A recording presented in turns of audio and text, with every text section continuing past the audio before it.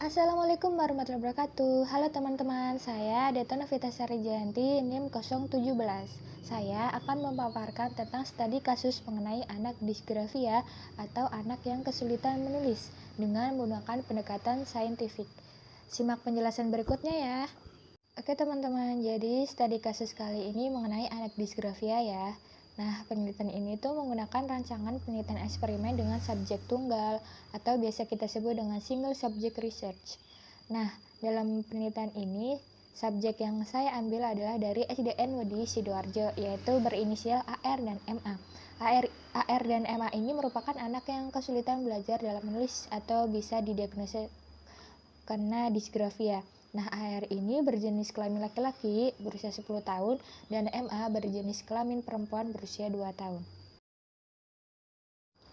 Baik, jadi kita akan mulai dari hasil pembahasannya dulu ya teman-teman. Jadi ada 4 tahap nih. Ada penyajian data, pendekatan, hasil observasi, dan hasil wawancara. Jadi saya sudah mengumpulkan beberapa informasi penting mengenai subjek AR dan MA ini. Mulai dari penyajian data ya. Kita menggunakan penyajian data menggunakan baseline A1 intervensi B dan baseline A2 mengenai arah mata angin, bagian-bagian denah, memahami isi denah, dan mendeskripsikan denah. Kemudian pendekatan, kita menggunakan pendekatan saintifik terhadap kemampuan menulis deskripsi anak disgrafia menunjukkan adanya perubahan. Nah, karena penelitian sebelumnya juga menggunakan pendekatan saintifik sebagai intervensi mengindikasikan pengaruh dan meningkatkan secara signifikan terhadap perubahan target behavior.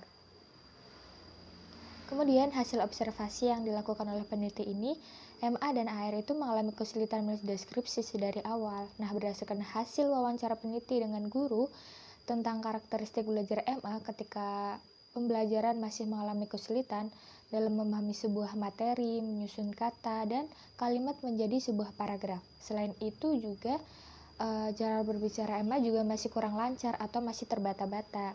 Nah, kemudian dari hasil pembahasan dari segi wawancara, penelitian dengan guru tentang karakteristik belajar AR ketika diberikan materi tentang denah lingkungan sekolah mengalami kesulitan untuk mengenal dan menunjukkan arah mata angin dan kurang mampu menjelaskan isi denah lingkungan sekolah. Jadi ini adalah dasar dari penelitian melakukan penelitian kepada anak disgrafia dan membutuhkan kerjasama bersama dengan guru dan menggunakan pendekatan saintifik atau pendekatan ilmiah seperti misalnya bertanya atau menanyai sesuatu di pelajaran.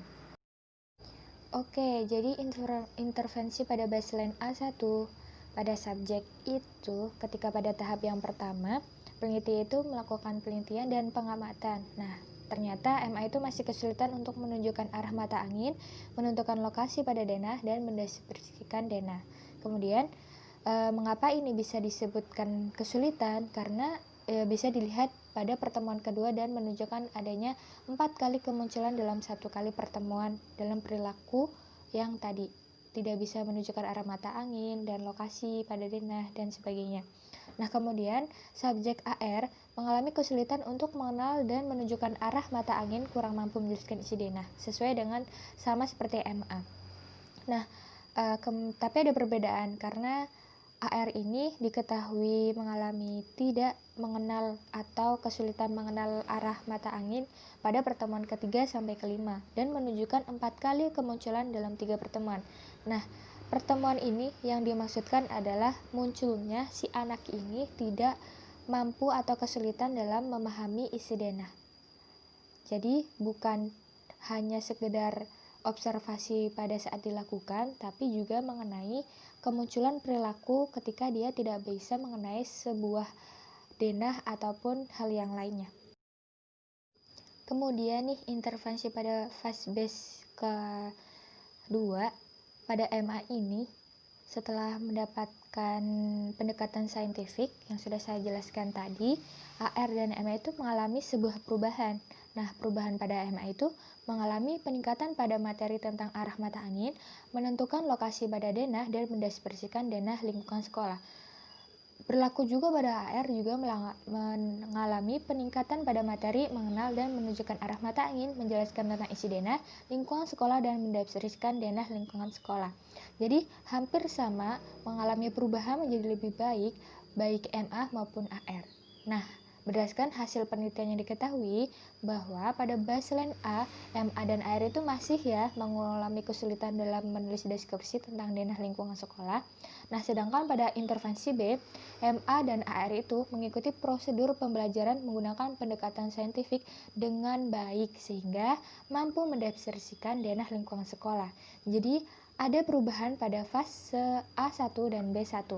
Jadi, ada perubahan signifikan ya antara MA dan AR menggunakan pendekatan saintifik. Oke, baik. Mungkin teman-teman di sini masih bertanya ya. Jadi, apa efek dari pendekatan saintifik terhadap anak disgrafia?